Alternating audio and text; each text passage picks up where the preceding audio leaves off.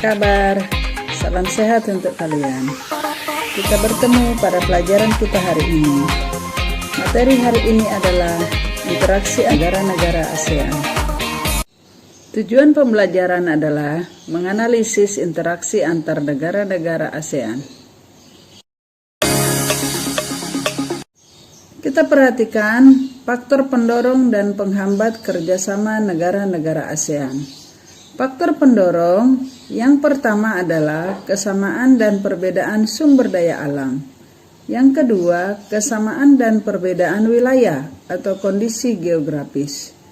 Faktor penghambatnya yang pertama adalah perbedaan ideologi. Yang kedua, konflik dan peperangan. Yang ketiga, kebijakan protektif. Yang keempat, perbedaan kepentingan tiap-tiap negara. Kita perhatikan penjelasan faktor pendorong kerjasama tersebut. Kesamaan sumber daya alam. Kesamaan sumber daya alam antara beberapa negara dapat mendorong terbentuknya kerjasama antar negara, seperti beberapa negara penghasil minyak bumi membentuk suatu kerjasama yang diberi nama OPEC. Perbedaan sumber daya alam contohnya, Indonesia mengekspor hasil pertanian ke Singapura dan mengimpor beras dari Myanmar dan Thailand untuk memenuhi kebutuhan dalam negeri Indonesia sehingga terjadi kerjasama ekonomi. Karena kesamaan letak geografis, beberapa negara di suatu kawasan umumnya mengadakan kerjasama untuk menjaga stabilitas dan keamanan negara.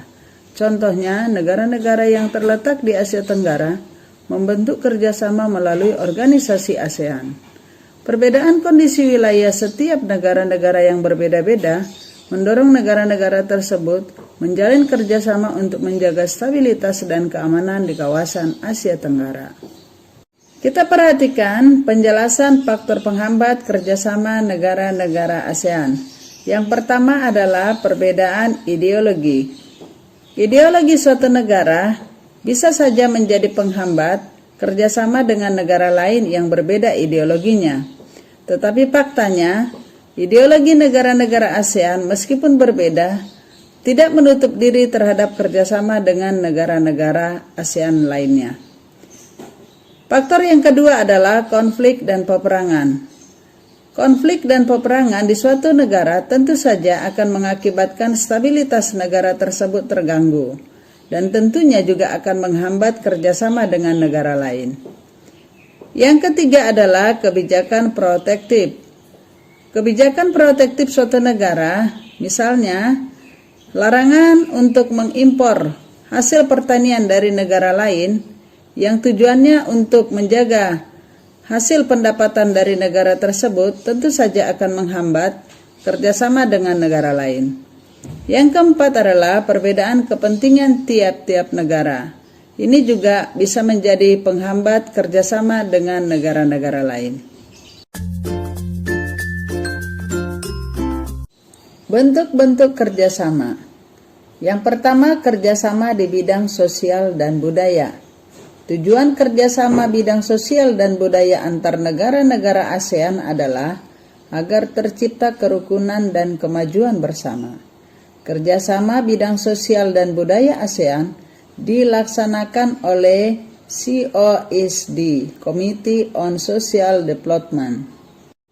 Contoh kerjasama di bidang sosial budaya negara-negara anggota ASEAN antara lain: 1. Bidang pembangunan sosial dengan menekankan kesejahteraan golongan berpendapatan rendah, perluasan kesempatan kerja, serta pembayaran atau upah yang wajar. Yang kedua, membantu kaum wanita dan pemuda dalam usaha-usaha pembangunan. Yang ketiga, pengembangan sumber daya manusia. Yang keempat, pertukaran budaya dan seni, juga festival film ASEAN. Yang kelima, penyelenggaraan pesta olahraga 2 tahun sekali melalui SEA Games. Kerjasama kedua adalah kerjasama di bidang politik dan keamanan. Tujuan kerjasama bidang politik dan keamanan adalah untuk menciptakan keamanan, stabilitas, dan perdamaian di negara-negara ASEAN. Kerjasama ini menyepakati adanya JOPAN, Traktat Persahabatan dan Kerjasama, dan kawasan bebas senjata nuklir di Asia Tenggara. Selain itu, kerjasama dalam bidang politik menciptakan ASEAN Regional Forum untuk membahas kasus-kasus terkini yang menjadi perhatian ASEAN. Beberapa contoh nyata kerjasama politik dan keamanan antara lain. 1. Traktat Bantuan Hukum Timbal Balik di bidang pidana. 2. Konvensi ASEAN tentang pemberantasan terorisme. 3. Penyelesaian sengketa Laut Cina Selatan. 4. Kerjasama pemberantasan kejahatan lintas negara yang mencakup pemberantasan terorisme, perdagangan obat terlarang, pencucian uang, penyelundupan dan perdagangan senjata ringan dan manusia, bajak laut, kejahatan internet, dan kejahatan ekonomi internasional. Yang kelima, kerjasama di bidang hukum, bidang migrasi, dan kekonsuleran, serta kelembagaan antar parlemen. Kerjasama berikutnya adalah kerjasama di bidang pendidikan. Tujuan kerjasama di bidang pendidikan adalah meningkatkan kualitas pendidikan di Asia Tenggara dan meningkatnya daya saing internasional. Anak-anak bisa perhatikan contoh kerjasama negara-negara ASEAN di bidang pendidikan pada slide berikut ini. Kita perhatikan pengaruh kerjasama negara-negara ASEAN. Pengaruh yang pertama di bidang ekonomi. Yang pertama adalah pembentukan pasar tunggal di kawasan Asia Tenggara pada akhir tahun 2015 yang disebut Masyarakat Ekonomi ASEAN atau MEA. Yang kedua, kemudahan setiap negara menjual barang dan jasa ke negara-negara anggota ASEAN. Yang ketiga, membuka pasar tenaga kerja profesional seperti tenaga dokter, ahli keteknikan, guru, akuntan, dan lain-lain. Memenuhi kebutuhan tenaga kerja antar negara-negara ASEAN.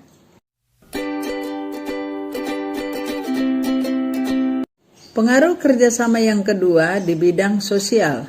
Pada tahun 2015, ribuan pengungsi warga Myanmar membanjiri negara-negara tetangga seperti Malaysia, Thailand, dan Indonesia dengan menggunakan perahu.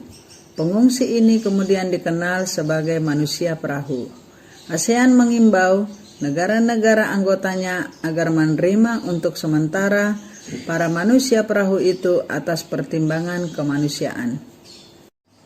Pengaruh kerjasama yang ketiga adalah pengaruh di bidang budaya. Yang pertama adalah membangun kota budaya ASEAN. Periode tahun 2018 sampai 2020, Yogyakarta ditetapkan sebagai kota kebudayaan ASEAN. Yang kedua adalah perkemahan budaya serumpun ASEAN. Perkemahan budaya serumpun adalah kegiatan perkemahan budaya negara-negara ASEAN yang diprakarsai 3 negara, yaitu Indonesia, Malaysia, Brunei Darussalam. Kegiatan ini bertujuan menanamkan dan meningkatkan pemahaman penghayatan nilai-nilai budaya bangsa serumpun demi menciptakan ketahanan budaya. Yang ketiga adalah industri musik. Negara-negara ASEAN, industri musiknya berkembang sedemikian rupa. Pengaruh yang keempat adalah pengaruh di bidang politik. Contohnya, yang pertama, upaya penyelesaian sengketa perbatasan wilayah melalui jalur diplomasi seperti pada kasus Pulau Natuna, kasus Sipadan dan Ligitan, kasus Kepulauan Spratly, dan kasus kuil Prea Piher dan Pulau Pedra Branca. Yang kedua adalah mengenai pekerja migran. Pesatnya laju globalisasi meningkatkan jumlah pekerja migran dari berbagai negara. Banyaknya pekerja migran ini memerlukan aturan perlindungan hak dan kewajiban yang selayaknya disepakati oleh negara-negara asal dan negara-negara tujuan. Beberapa kasus pekerja migran yang menjadi perhatian negara-negara ASEAN antara lain kerja paksa tenaga asing dengan biaya murah dan perdagangan pekerja rumah tangga migran. Pengaruh yang kelima adalah pengaruh di bidang pendidikan. Ketimpangan mutu pendidikan antar negara anggota ASEAN menjadi salah satu kendala terbesar ASEAN. Secara khusus menghadapi masyarakat ekonomi ASEAN, pemerintah Indonesia berupaya memberikan kesempatan kepada lembaga pendidikan melakukan reformasi menyeluruh dalam sistem pendidikan. Contohnya, meningkatkan mutu pendidik baik bagi dosen atau guru melalui proses sertifikasi, akreditasi, standarisasi pendidikan, peningkatan gaji dan kesejahteraan pendidik, serta rekrutmen pendidik yang profesional. Upaya-upaya meningkatkan kerjasama di antara negara-negara ASEAN. Upaya meningkatkan kerjasama negara-negara ASEAN telah terbangun melalui 3 pilar ASEAN, yaitu kerjasama dalam bidang politik keamanan, ekonomi, dan sosial budaya. Anak-anak bisa perhatikan upaya kerjasama tersebut pada slide berikut ini. Demikian anak-anak pelajaran kita pada hari ini dengan materi interaksi antar negara-negara ASEAN. Kita bertemu kembali pada pertemuan berikutnya dengan materi yang berbeda. Salam sehat untuk kalian dan terima kasih.